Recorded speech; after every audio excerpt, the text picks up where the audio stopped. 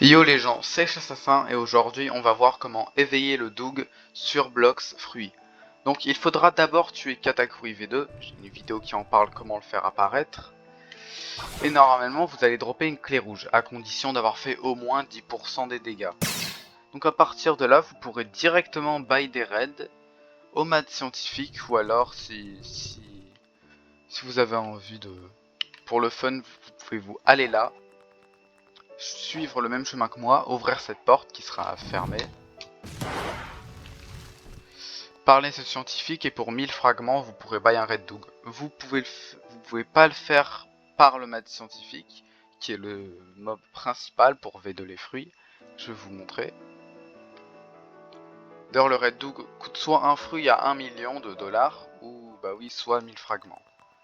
Mais je suis pas sûr qu'on puisse... Ah non c'est pas du tout là. Donc le maître scientifique se trouve là.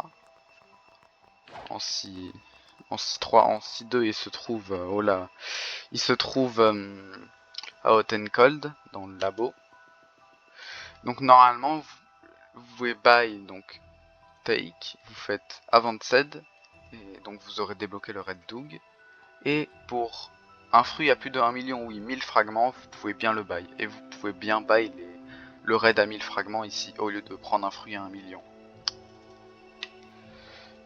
Mais après, je vous conseille quand même de faire des grosses réserves de fruits à 1 million. Et si vous avez le foie de storage, faites des réserves de Quake. J'en ai deux, bon je vais pas faire de Red Doug car je l'ai en full éveillé.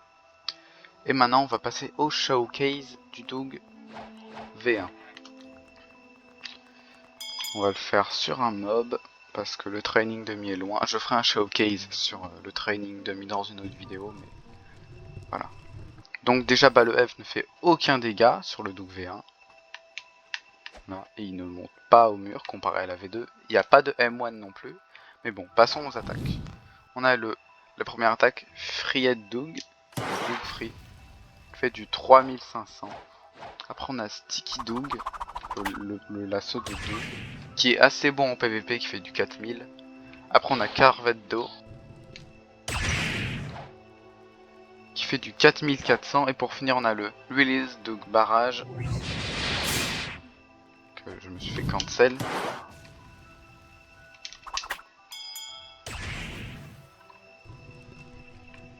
Bon évidemment le Doug V1 n'est pas si bien que ça si vous l'avez, mais que par exemple vous êtes niveau 1000, ne le mangez pas, parce qu'il est pas ouf pour farm.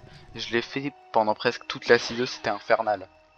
Ça m'a pris 3 mois, bon, c'est vrai qu'à l'époque je jouais pas beaucoup aussi. Et maintenant voyons l'ult en espérant ne pas me faire cancel. J'ai pas calé tous les hits mais on peut facilement arriver aux 6000 dégâts. Bon maintenant voyons la V2 après avoir tué. D'ailleurs pour info le C peut aussi servir de déplacement, c'est pas très pratique. Puisqu'il s'arrête au bout de 10 secondes, même pas. Donc maintenant voyons la forme éveillée du Doug. D'ailleurs pour info, Doug sur le jeu c'est un Logia. D'ailleurs sur tous les jeux One Piece, Doug est un Logia littéralement. Alors que bah, dans One Piece c'est pas un Logia. D'ailleurs pour info, le Doug c'est le fruit le plus cher à éveiller, donc je vous conseille de garder beaucoup de fragments de côté. Je crois que c'est 18 000 fragments. Et maintenant voyons, donc déjà on a les M1, donc qui font du 3100 et en non chargé ça fait du 2100. D'ailleurs même en ayant les 2 points ça fait pas plus. Maintenant voyons là le F qui fait du 500 par 500 et qui cette fois monte au mur et va sur l'eau. Oui la V1 ne va pas sur l'eau. Bon maintenant la première attaque. Donc on peut la caler au sol, ça fait du 3800. Mais on peut aussi avec une bonne manip, comme la V1 le prendre et l'envoyer loin. Et là on est censé faire beaucoup plus de dégâts. Là on fait du... On fait pas du 8000, ça a juste touché un autre bot. Bon. Donc du coup je disais, la première attaque bien calée, ça ne fait pas du 8000. Ah, bon voyons la deuxième attaque plutôt. On fera la première attaque en dernière. Donc il y a deux formes de la première attaque. La première qui fait du 4400 au sol. Voilà, on fait du 4600 avec la première attaque. Et la deuxième forme de la deuxième attaque, qui se fait en l'air, qui est mieux en PVP, plus facile à caler, il fait du 4600. Bon. Si vous demandez pourquoi j'ai écarté Sharkman, allez voir ma vidéo, là où j'en parle.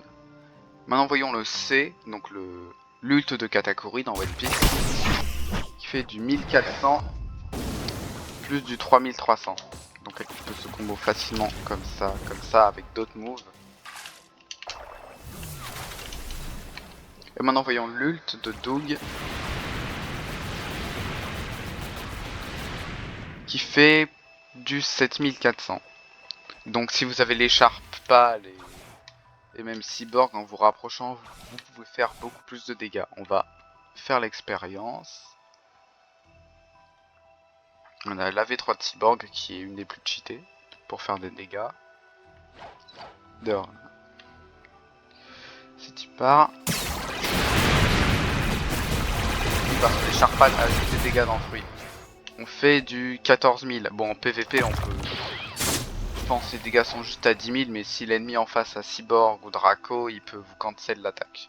Mais si il a les bons prérequis pour MDR se faire défoncer, bah ça peut être vraiment cheaté ce combo en PVP. Bon, moi personnellement, je préfère quand même le pilote helmet. Bon bah j'espère que cette petite vidéo vous aura plu. Bah abonne-toi BG.